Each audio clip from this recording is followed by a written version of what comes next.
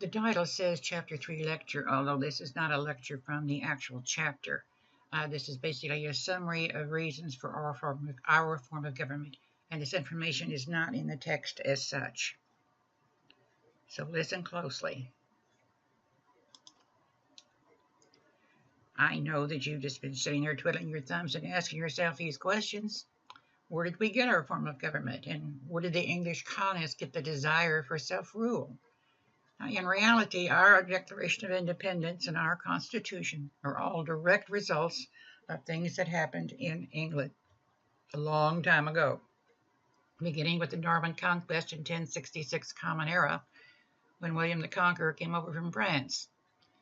100 years later, in 1189 Common Era, Henry I and II decided to codify all the laws, because up until this point in time, they were just kind of talked about. They weren't written down anywhere. So they came up with an idea to write them down, and it eventually developed into something called the common law system. 1216, we have a crusade going on, and King Richard, who was the king at the time, decided to earn his spurs, and he was going to go to the Holy Land, and he was going to participate in this particular crusade. And while he was away, his younger brother John is going to rule England. Well, King John was bad, bad, bad. He was terrible, as a matter of fact. He was so bad that the nobles got together and they forced him to sign something called the Magna Carta. Now, the Magna Carta, in effect, it took 60 things away from the king that he'd been allowed to do. It also said that the king was no longer above the law, that he had to obey the law, and it created a council to give him advice. And this council is going to metamorphose into something we call the Parliament, primarily to have checks and balances on the king. The Parliament itself was going to be divided into two houses. The House of Lords, if you were of noble birth, you were automatically a member of the House of Lords. But the House of Commons was supposed to be an elected assembly of the common folk. Well, let's be honest about it. The common folk very rarely, if ever, got elected. It was usually someone who had money and education who was elected to the House of Commons. In other words, a lesser lord. But the English nobles, they had a continual tug of war with the kings over their power, especially their absolutist tendencies. And the king hated Parliament, and he hated the House of Commons even more. The House of Commons, of course, had the power of the purse. The king had to call the Parliament together to pass laws, to pass taxes, and to get his allowance. So because of all the tugs of war going on and the problems between the kings and the nobles, England began, shall we say, neglecting her colonies. And when you neglect someone, they start thinking they can take care of themselves, which is pretty much what we did. Now, I'm going to go through the dynasties really quick because we went through a lot of it last week. The Tudor dynasty starts with Henry VII at the end of the War of the Roses, and when he dies and his son Henry VIII becomes king. Well, Henry VIII decided he wanted a divorce and he couldn't get it, so he leaves the Catholic Church and forms his own church, the Anglican Church. So the reason the king left the church was because he wanted a divorce. When he dies, his oldest daughter, who was a Catholic, becomes queen. They called her Bloody Mary because she was executing so many Protestants. And those that could left England and are called Marian exiles. When Mary died after 6 years and her sister Elizabeth becomes queen, who's known as the Virgin Queen, which she wasn't, folks, the exiles returned. Only the Marian exiles are now calling themselves Puritans because they want to purify the Church of England of any Catholic tendencies. And some actually began settling in the New World. When Elizabeth dies, she appoints her cousin in Scotland, King James VI of Scotland, to be King of England, but she had no children. Unfortunately, he was an absolutist king who was a Presbyterian and a very strict Presbyterian. And it's this King James, as I told you, who sponsored the writing of King James Version of the Bible.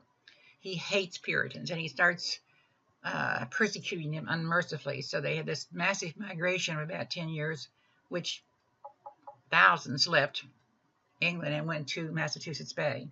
He ruled for 22 years, and when he died with no children, his brother, King Charles I, has to take over. Well, he's an absolutist. He continues the battle with Parliament over taxation, and he ruled for 11 years, and he never called Parliament at all. He was passing his own laws, which were strictly illegal. So the nobles get together with the common folks, and there's a civil war, and a man named Oliver Cromwell, who was a very rich farmer but a very good general, led the forces. And they defeated the king, and then they arrested him. They tried him and found him guilty of treason, and they beheaded him. But they did allow his family to leave to go to France, where they would be living on the courtesy and generosity of the King of France. A man named Cromwell takes over the government, and he rules for 15 years, and he had a lot of reforms. He passed a law making it mandatory that the children be educated.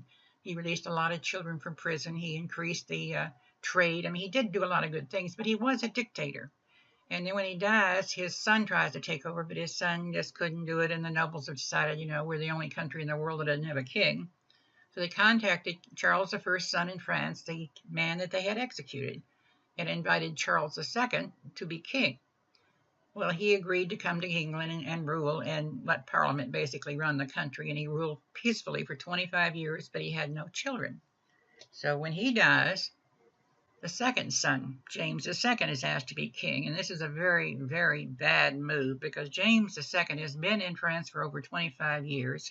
He's married to a French lady. He has no children by her. He's 52 when he becomes king, and he hates the English with a pea-purple passion for what they did to his father. Well, the Parliament wasn't that concerned because he is old, and there's no children, and he's going to die soon, and we'll worry about who's going to be king then. But all of a sudden, one day they come to work, so to speak, and there's the queen laying in bed holding a baby. She said she didn't tell anyone she was pregnant because she didn't know if she could carry it or not. Well, everybody knew that the king and queen had not had a baby. There was no evidence of a child being born. She was obviously not pregnant. A baby became known as what they call a bedpan baby because they finally figured out that some other child had been brought into the queen in a bedpan or bed warmer. Well, Parliament says this is just too much. So they asked Mary, who's the daughter of James I, to take the crown. And Mary said she would do it if her husband, William, could also take the crown. Now, Mary's mother and William's father are brother and sister. So William and Mary, even though they're married, are really first cousins. They have no children. William's army landed and was welcomed by the people. So King James was forced to flee, and he did. He had to give up the crown, and they call that the Bloodless Revolution because there really wasn't any fighting. William's army was landed with no fighting, and the king left with no fighting. So William and Mary jointly rule, and when they die, Mary's sister Anne becomes queen. She had no children. So when she dies, then it has to go find more people in the bloodline. They have to go all the way to Germany to find the Georges. So we've gone from the Tudor dynasty through the Stuart dynasty into the Hanover dynasty, which we have up until the 20th century, as a matter of fact. The colonists are expected to have a government similar to England.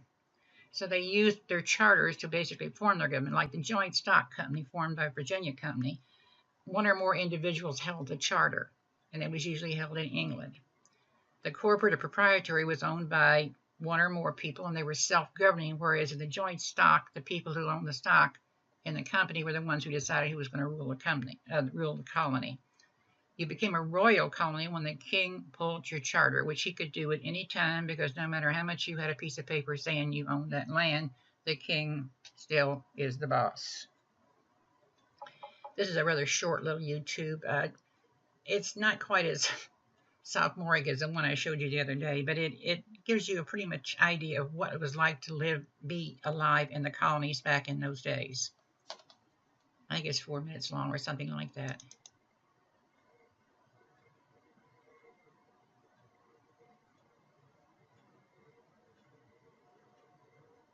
Well, hopefully we're going to see it. There we go.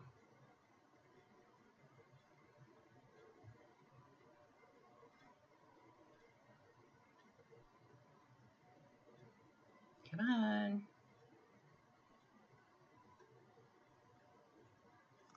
Oh, it's 3 minutes and 20 seconds long. People in colonial America had to work hard to make a living.